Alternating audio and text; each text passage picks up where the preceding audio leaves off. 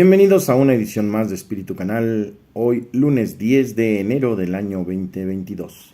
En el nombre del Padre, del Hijo y del Espíritu Santo. Amén. Hagamos oración. Bendito sea Señor por un día más de vida. Te pedimos, Señor, que nos des la paz junto a ti. Por todos nuestros hermanos que sufren en su cuerpo, en su espíritu, para que los ayudes y los consueles. Señor, por las almas de nuestros parientes, bienhechores, hermanos difuntos, para que les concedas el premio a sus fatigas. Por todos aquellos que han tenido la desafortunada situación de encontrar a un familiar enfermo o difunto, ayúdalos a todos y sosténnos en tus manos. ¿A quién iremos? Solamente tú tienes palabras de vida eterna. En el nombre del Padre, del Hijo y del Espíritu Santo. Amén. Bienvenidos ya aquí, Espíritu Canal. Lectura del Santo Evangelio según San Marcos, capítulo 1, versos 14 al 20. Después de que arrestaron a Juan el Bautista, Jesús se fue a Galilea para predicar el Evangelio de Dios y decía: Se ha cumplido el tiempo y el reino de Dios ya está cerca. Conviértanse y crean en el Evangelio. Caminaba Jesús por la orilla del lago de Galilea cuando vio a Simón y a su hermano Andrés echando las redes en el lago, pues eran pescadores. Jesús les dijo: Síganme y haré de ustedes pescadores de hombres. Inmediatamente dejaron las redes y lo siguieron.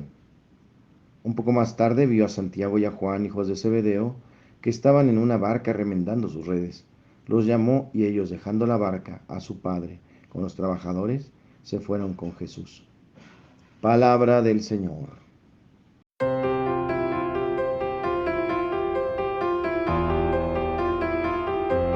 En el Evangelio de hoy vemos cómo el Señor va llamando, pero también la gran importancia de la conversión en el grito de Juan el Bautista, ahí precisamente en el desierto.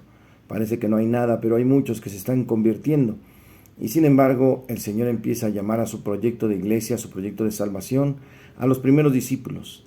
Primero va con los dos hermanos pescadores, después con los siguientes dos, y curiosamente dejan todo, se enamoran del proyecto, convertidos en verdad, dejan todo y van en busca de algo mejor, el camino del Señor, el camino de la evangelización.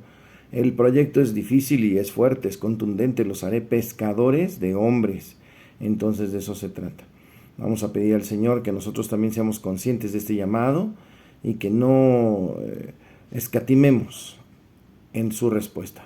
Él que tanto nos ama, nos llama a proyectos más altos. En verdad, gracias a todos los que han dicho que sí.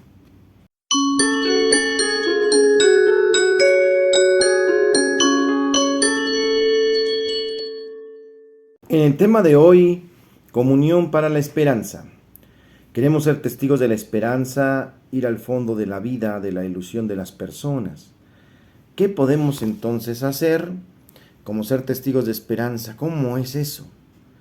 En continuidad con la historia del pueblo de la antigua alianza, iluminada por las palabras de los profetas, la Iglesia se apoya fuertemente en Cristo victorioso, el Dios con nosotros, para ofrecer especialmente a los que más sufren, a los brazos débiles y rodillas vacilantes, la certeza de la esperanza que salva. No es la voz de una iglesia triunfalista, sino la voz de una iglesia que, compartiendo los sufrimientos de la humanidad, pone su confianza en aquel que ha vencido a la muerte, para hacer que esta esperanza se traduzca en servicio, en primer lugar desde los obispos. Sabemos que en la comunión con nuestra primera tarea, cumpliéndola, daremos vida a los diversos organismos eclesiales, como son la misma conferencia episcopal, sus comisiones y demás instancias, y que esta comunión llegue a todas las diócesis y parroquias, para sus estructuras, decanatos, comunidades menores. Así lo podremos realizar mutuamente. Los apóstoles, llenos de gozo, escucharon el mandato de Jesús: vayan y hagan discípulos a todas las personas. Ese es nuestro primer gozo y nuestra primera esperanza que compartimos, porque hemos aprendido a estar en común unión con el Padre, el Hijo y el Espíritu Santo. De esta conciencia surge el amor para estar siempre en Cristo, en la unidad de sus discípulos, que hace presente la unidad de Dios en el amor. La comunión, que es don, vocación y respuesta, nos permite no solo superar nuestras diferencias, sino enriquecernos con ellas. Así caminamos por el sendero en la unidad de la diversidad. Al vivir con todos ustedes los desafíos de la vida cotidiana, sin dejar de poner los pies en la tierra, tenemos una palabra de esperanza que queremos proclamar. Dios ha entrado en comunión con nosotros y ha realizado en Cristo la nueva alianza de la salvación. Y venciendo el poder del pecado y de la muerte. México es un país con grandes talentos y valores, por tanto es capaz de enfrentar el desafío de orientar su futuro por caminos de solidaridad, de justicia y de paz. En este ámbito consideramos nuestra responsabilidad animar el entusiasmo que dice: caminemos con esperanza. Un nuevo milenio que está comenzando se abre a la Iglesia como un océano inmenso en el cual hay que aventurarse contando con la ayuda de Cristo, decía el Papa Juan Pablo II. Nuevos desafíos piden nuevos caminos a la Iglesia sin perder su identidad. Recurrir a las fuentes de nuestra identidad como pueblo de Dios es ir a la Eucaristía, en donde una y otra vez escuchamos la voz del pastor: ámense los unos a los otros como yo los he amado. En esto conocerán todos que son mis discípulos. Y desde la Eucaristía, tomando el lugar de quien parte el pan para la vida del mundo, hacemos un llamado a todos los fieles hombres y mujeres de nuestra nación a la solidaridad con los más necesitados, a una atención más cuidadosa en el desarrollo integral de los niños y de los jóvenes, de modo que alcancen una educación que los capacite para participar en la transformación de nuestra sociedad y del mundo hacia la vivencia de los verdaderos valores humanos, a construir un México con caminos por el progreso y la justicia, superando miradas parciales y limitadas. Que nuestra Madre de Guadalupe, Mujer Eucarística y Madre de la Esperanza, interceda ante su Hijo Jesucristo para que entremos en una más profunda comunión entre todos nosotros, que hagamos oración por nuestros gobernantes y alentemos la esperanza en todos para la construcción de una iglesia que sea casa y escuela de comunión y ofrezca al mundo la esperanza de toda reconciliación. Hermanos, la convivencia, la comunión, el ser fraternos, el ser hermanos, nos salva, nos da esperanza, nos da vida. Por eso, en el grupo parroquial, en el movimiento eclesial, me siento vivo, porque ahí está Cristo en medio de mis hermanos. En el tema de hoy, comunión para la esperanza.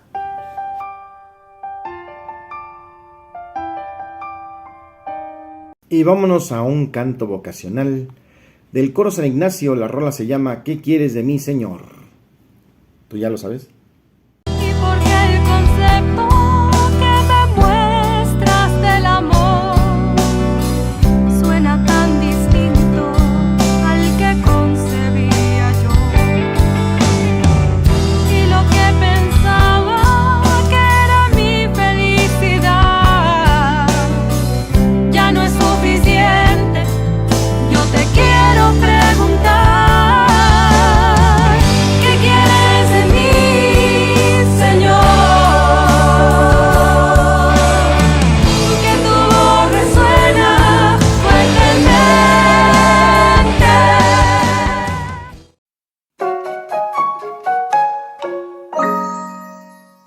En Santos y Conversos hoy celebramos a San Pedro Orseolo o Urseolo, eremita monje.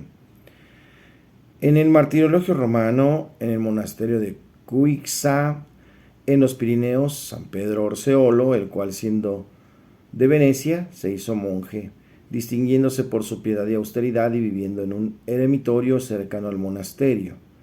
La vocación de San Pedro Orseolo o Urseolo es una de las más extrañas que registra la historia eclesiástica. Nacido en una distinguida familia veneciana en el año 928, parece haber sido nombrado a los 20 años comandante en jefe de la flota de Venecia. En el desempeño de su oficio realizó una victoriosa campaña contra los piratas que infestaban el Adriático. Es imposible determinar hasta qué punto estuvo envuelto Pedro en la insurrección popular del año 976 que culminó en el asesinato del duque Pedro Candiani IV y en el incendio de una gran parte de la ciudad. En testimonio de San Pedro Damiano, que atribuye la responsabilidad a Pedro Orseolo, está sujeto a reservas. En todo caso, lo cierto es que Pedro fue elegido para suceder a Candiani y las principales autoridades de la actualidad alababan la energía y el tacto que desplegó durante su breve administración. Era un hombre santo, pero poseía, como todos los de su raza, las grandes cualidades del jefe de Estado que encontramos en quienes le precedieron en el trono ducal. Su primer cuidado fue reparar los daños causados por el incendio. Emprendió la construcción de un palacio y de una iglesia y renovó los tratados con Istria. pero el principal servicio que rindió a su estado fue el del arreglo con Gualdrada, la esposa de Pedro Candiani. Gracias a ello, Gualdrada retiró todas sus acusaciones contra Venecia. Las quejas de Gualdrada habían provocado una gran crisis que desapareció con el arreglo. Entonces aconteció lo inesperado. En la noche del 1 de septiembre de 978, Pedro de Orseolo partió secretamente a Venecia y se refugió en la abadía benedictina de Cuxa, en Rosellón, entre España y Francia. Según parece, su esposa, con quien había estado casado 32 años, y su hijo, que un día sería duque de Venecia, vivieron largos tiempos sin saber de él. Sin embargo, la resolución de Pedro no debió ser tan inesperada como parece. Hay razones para creer que él y su esposa habían vivido como hermanos y hermanas desde el nacimiento de su único hijo, y hay quien sostiene que una carta de Raterio a Pedro demuestra que éste pensaba ya en la vida religiosa desde el año 968. En todo caso, está fuera de duda que Orseolo llevó en Cuxa una vida de intenso ascetismo y abnegación bajo la dirección del santo abad Guarino.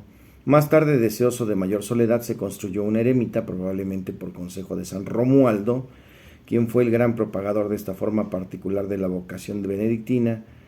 Y bueno, pues San Pedro murió en el año 987. Dicen que en su tumba se obraron grandes milagros. Su culto fue confirmado en el año 1731 por el Papa Clemente XII. Hermanos en santos y conversos, hoy celebramos a San Pedro Orseolo, santo monje eremita.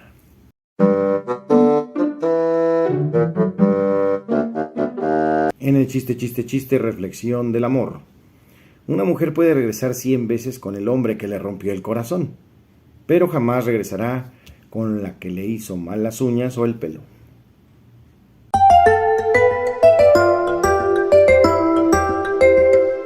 En curiosidades de la Iglesia Católica, la unción de los enfermos. Cuando las personas se ponen enfermas, su vida cambia. A menudo ni siquiera pueden ya cuidar de sí mismas y dependen de la ayuda de otros. No pueden ir hacia otras personas, deben esperar a que las otras vayan hacia ellas. Carecen de rendimiento. Sucede a veces que los ojos de la sociedad los ven como que ya no valen. Con frecuencia se quedan solas y pierden el ánimo y la esperanza. Jesús no esquivó el trato con los enfermos, les hizo ver que Dios los ama y curó a muchos, pues vino a salvar al hombre entero en su cuerpo y alma. Su iglesia no es solo una comunidad de fe, sino también de vida, y por ello cada uno debe sentir que hay en ella un hermano o una hermana. Visitar a los enfermos es una obra de misericordia.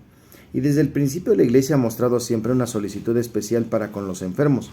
¿Está enfermo alguno entre ustedes? Llame a los presbíteros de la iglesia para que oren por él y lo unjan con óleo en el nombre del Señor, y la oración de la fe salvará al enfermo, y el Señor hará que se levante, y si hubiera cometido pecados se le perdonarán. Santiago 5, 14 al 15. En la actualidad este sacramento se sigue administrando de la misma forma. El sacerdote, ministro ordinario del sacramento, ora por el enfermo y con el enfermo le unge en la frente y en las manos con el óleo consagrado, y dice: por esta santa unción y por su bondadosa misericordia te ayude el Señor, con la gracia del Espíritu Santo, para que libre de tus pecados te conceda la salvación y te conforte en tu enfermedad. Esa es la fórmula. La unción de los enfermos no es solo el sacramento de los que están a punto de morir, antes se llamaba extrema unción.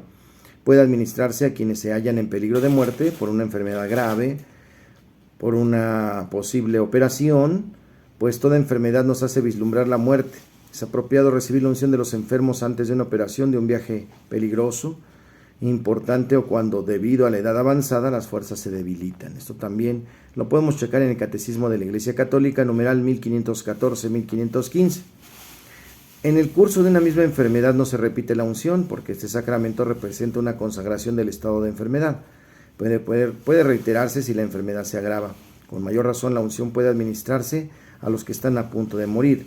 En este caso, después de la unción, el enfermo recibe la Sagrada Comunión como viático para el camino. En efecto, propio de este sacramento es un don del Espíritu Santo que otorga al enfermo la gracia del consuelo, la paz y el buen ánimo. Renueva su confianza y su fe en Dios y lo fortalece contra las tentaciones y desaliento en la angustia. En curiosidades, la unción de los enfermos.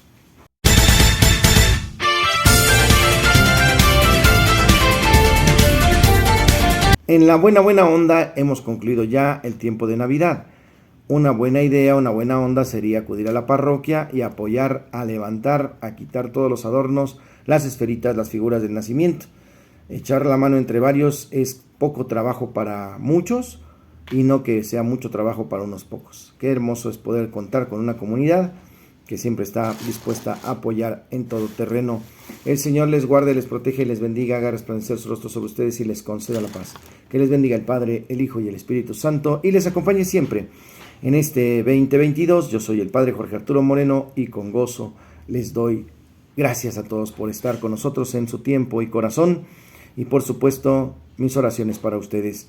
Suscríbanse por favor a esta gran familia, compartan el video, denle like si les gustó y por favor denle clic a la campanita para que les anuncien cuando sube un nuevo video. Continuamos mañana martes en Espíritu Canal.